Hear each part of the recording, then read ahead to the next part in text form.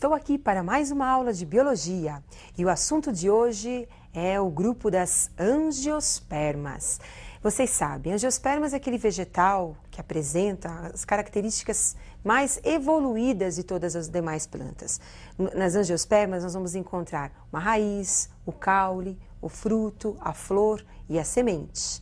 E muitos desses órgãos das angiospermas fazem parte da nossa dieta alimentar. Por exemplo, que delícia aquela batata doce que é uma raiz, e aquele caule suculento que é o palmito, e aquele pêssego maravilhoso que é um fruto. Então, esses órgãos comestíveis do grupo das angiospermas fazem parte do nosso dia a dia. Observem agora o exercício que eu preparei para nós explicarmos um pouquinho mais sobre esse grupo. Considere o surgimento de flor, fruto e semente. A. Em uma planta ao longo de um ano. E B. No reino vegetal ao longo do tempo evolutivo. Comparando A e B, a sequência em que esses órgãos surgem, nos dois casos, é: quem aparece primeiro? A flor, o fruto ou a semente no grupo vegetal? Para isso, eu gostaria que vocês acompanhassem agora o representante das angiospermas. Observem uma laranjeira. Então, nós temos aí, representante das angiospermas, a laranjeira. Raiz participa do processo de fixação. O caule, sustentação. Folhas, flores. O fruto e no seu interior nós vamos encontrar a semente. De todos os órgãos mostrados no nosso representante anterior, a flor é um dos órgãos principais para a reprodução dos vegetais. É na flor que nós vamos encontrar as estruturas, na verdade, sexuais do vegetal, porque a flor é o órgão sexual das plantas. Observem, então, a estrutura de uma flor. Temos aí, no seu interior, a presença de estruturas que são a parte sexual da planta. Nós vamos encontrar a parte feminina e masculina do vegetal, inseridos nessa flor. Como vocês observaram, além dessa flor, existe uma diversidade enorme de flores, com estruturas diferentes, com cores diferentes, com perfumes diferentes e, mais do que isso, com também formas diferenciadas. Mas sempre a flor é o órgão sexual dos vegetais. Agora nós vamos conhecer um pouquinho mais da flor, a parte interna da flor. Internamente, nós vamos encontrar a parte sexual do vegetal, estame, representando a parte masculina do vegetal. Carpelo, que também pode ser chamado de pistilo. O carpelo é um conjunto de folhas modificadas que formam o pistilo, representando a parte feminina do vegetal. As pétalas, que são folhas coloridas, que envolvem e protegem as estruturas sexuais do vegetal. Sépala, folhas verdes, que também participam da proteção das estruturas sexuais.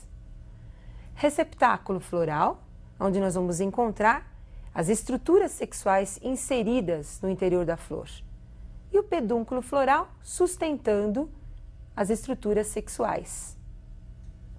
Como acabamos de observar, nessa mesma flor nós encontramos a parte feminina e a parte masculina do vegetal. Então, nesse caso, nós temos uma flor monóica. O que significa isso? Nós temos os dois sexos, o feminino e o masculino, juntos numa mesma casa, que é a mesma flor.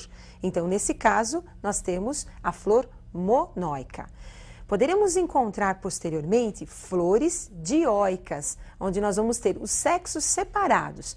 Em uma flor apenas a parte feminina, em uma outra flor apenas a parte masculina, como nós veremos no decorrer desta aula. Agora, como é que as plantas realizam seu processo de fecundação? Então, acompanhe agora a formação dos gametas femininos e masculinos. Então, nós temos nessa flor a presença da antera. A antera mais o filete corresponde à estrutura masculina do vegetal, que nós chamamos de estame. É na antera, nessa bolsa sustentada pelo filete, que ocorre a produção de grãos de pólen.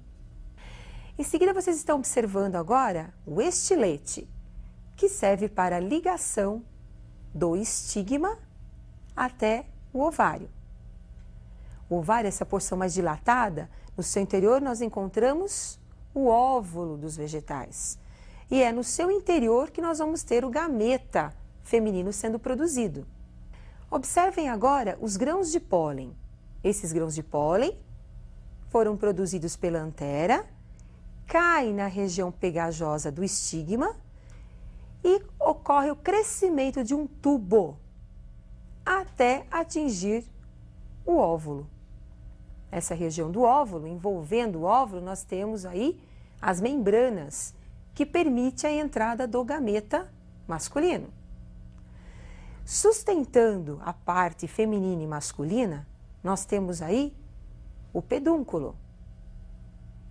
Protegendo a parte feminina e masculina, nós temos a pétala e a sépala. Observaram? Então, na mesma flor, nós temos a parte feminina e a parte masculina. Só gostaria de lembrar que o conjunto de estames, você pode ter uma flor, não apenas um estame, mas vários estames. E o conjunto de estames nós chamamos de androceu. Assim também como o conjunto ou aparelho reprodutor feminino, nós chamamos de gineceu. Assim como na espécie humana nós temos o óvulo como sendo o gameta feminino, nos vegetais o gameta feminino não é o óvulo, é a osfera. O óvulo é uma estrutura como foi observada anteriormente.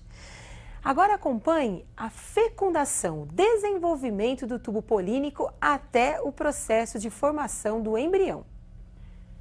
Então observem agora a parte feminina do vegetal, aparecendo então o grão de pólen.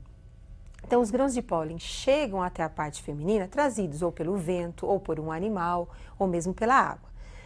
Grudam no que nós chamamos de estigma e a partir disso começa a desenvolver o tubo que nós chamamos de tubo polínico. No interior do tubo polínico nós vamos encontrar as células férteis, primeiro núcleo espermático e segundo núcleo espermático, e também uma célula estéril, que são os núcleos vegetativos. Os núcleos vegetativos passam por um processo de mitose, um processo de divisão celular e vão promovendo o crescimento do tubo polínico até atingir a região do saco embrionário, onde ocorrerá a fecundação.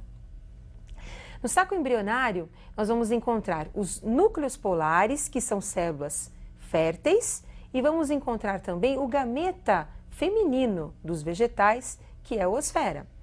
Então, o primeiro núcleo espermático entra no saco embrionário e fertiliza a osfera, formando o embrião. Em seguida, nós vamos ter a entrada do segundo núcleo espermático, que vai penetrar também no saco embrionário e fecundar os núcleos polares, onde nós teremos agora a fecundação ou a fusão de 3 núcleos, formando uma estrutura triploide, que é o zigoto triploide, formando então o endosperma. Como são muitos detalhes, eu gostaria que vocês se preocupassem com essa dupla fecundação que acontece nas angiospermas, porque isso é muito importante. Então acompanhe o esqueminha que eu preparei para vocês. Então nós temos lá, dupla fecundação. Como eu já falei, primeiro o núcleo espermático e a osfera se fundem, formando o zigoto diploide.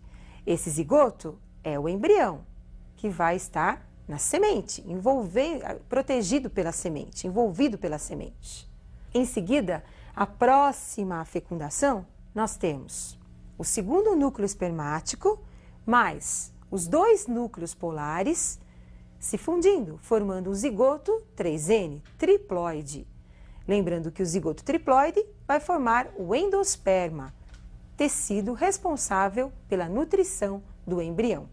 Após a fecundação, então nós vamos ter o desenvolvimento do ovário formando o fruto.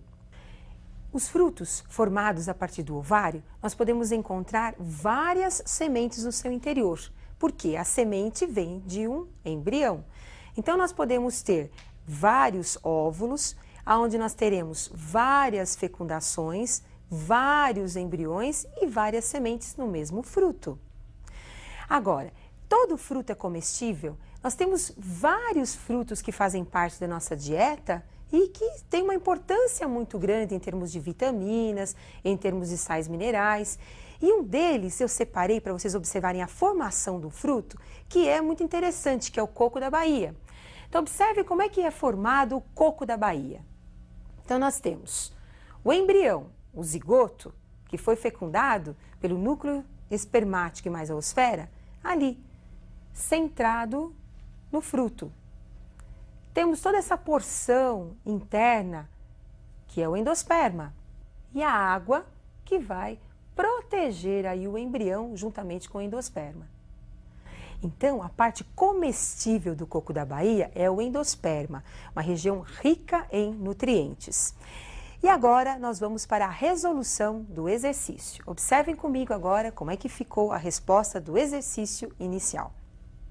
Então, quem apareceu primeiro? Durante o ano, no vegetal, quem aparece primeiro é a flor. Em seguida, simultaneamente aparecem o fruto e a semente.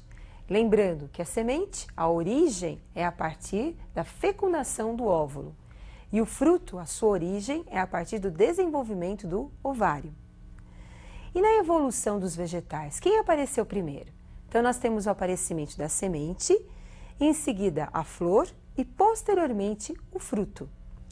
Então, nós vimos que o fruto é um órgão muito importante dentro dos angiospermas e que está presente apenas nesse grupo.